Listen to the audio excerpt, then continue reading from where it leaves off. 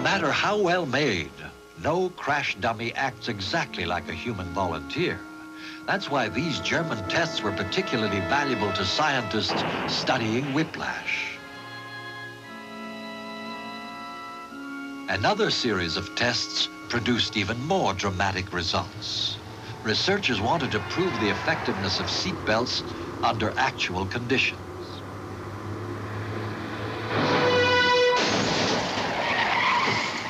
The only safety equipment used in any of these tests was the one routinely installed in almost all cars: seatbelts.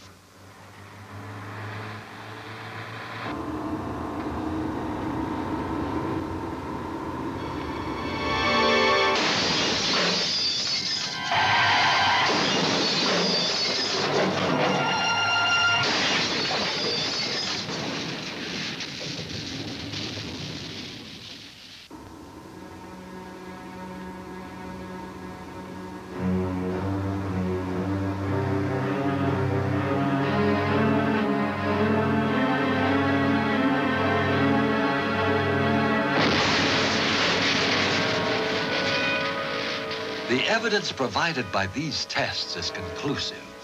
Seatbelts save lives. All you have to do is use them.